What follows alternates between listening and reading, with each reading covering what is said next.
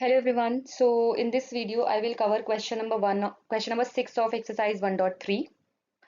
Okay, so before we start, please like and subscribe to my channel.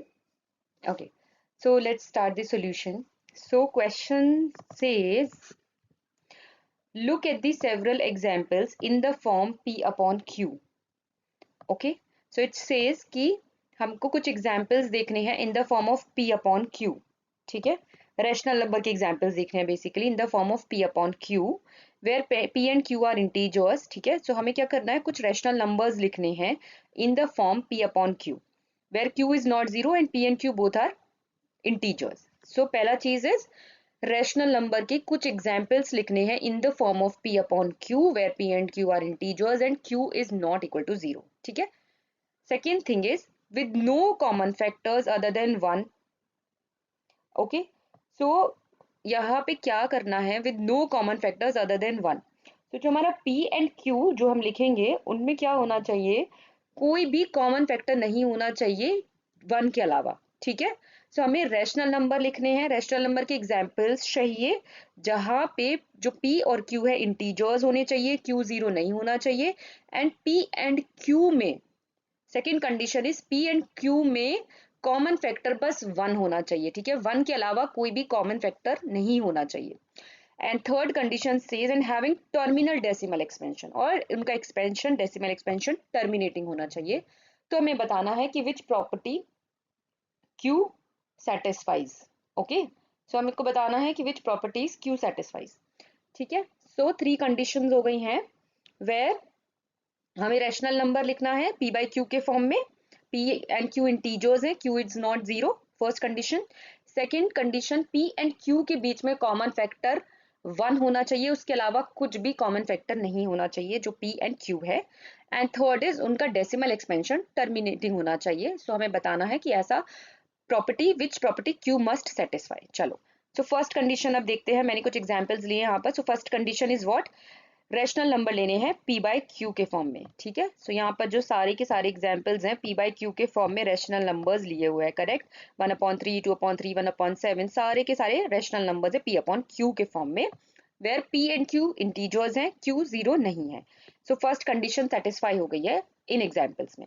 अभी second condition देखते हैं. Second condition says with no common factor other than 1.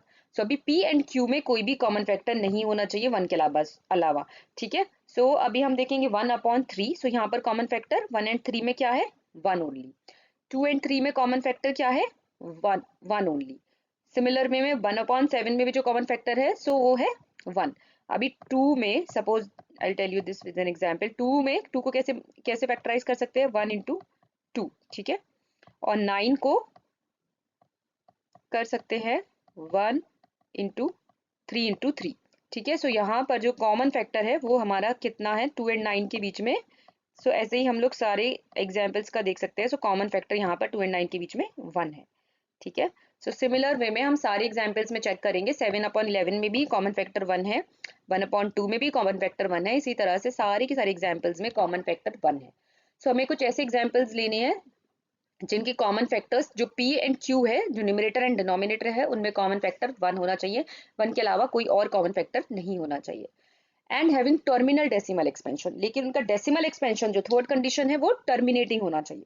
ठीक है, तो अभी हम इनका डेसिमल एक्सपेंशन देखते हैं सभी का. सो 1/3 का अगर मैंने डेसिमल एक्सपेंशन निकाला, लेट्स सी, सो वो आया 0.333 का bar which is non terminating.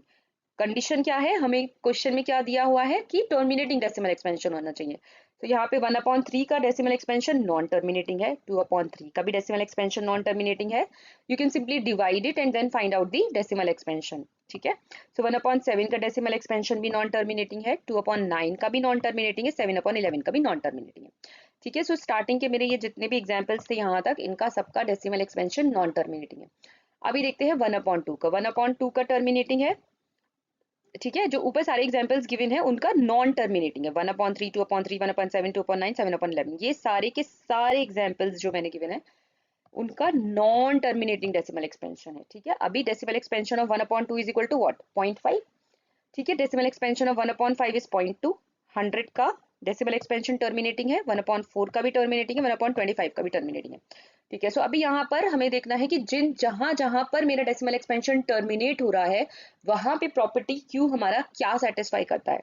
ठीक है, सो अभी हम देखेंगे यहाँ पे क्यू, क्यू क्या है, क्यू का वैल्यू कितना है 2। ठीक है, टर्मिनल डेसिमल एक्सपेंशन के केस में देखना है, इसको तो छोड़ देना है, राइट। अभी टर्मिनल डेसिमल एक्सपेंशन के केस में देखना है 2, 2 है। ओके, डिनोमिनेटर मतलब क्यू हमारा या तो 2 है, देन क्यू हमारा कितना है, इधर 5 है। ठीक है, 2 है, 5 है, या फिर हमारा 100 के केस में क्या होगा, 100 को हम कैसे लिख सकते हैं, 2 की पावर 2 विच इज 4 इंटू 5 की पावर 2।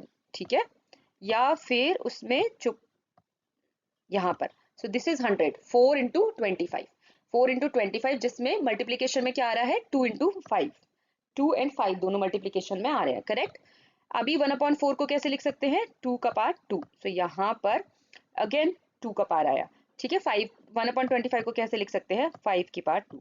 सो यहाँ पे अगर हम कॉमन प्रॉपर्टी देखें जो क्यू क्यू हमारा सेटिस्फाई करता है वो क्या है, इधर क्यू 2 है, इधर 5 है, 5 की पावर है या तो 2 की पावर है, या 2 एंड 5 का मल्टीप्लीकेशन है। ठीक है, so we can say the prime factorisation of Q must be the power of 2, 5 और both, power of 2, power of 2, power of 5 और बोथ 2 and 5 का पावर।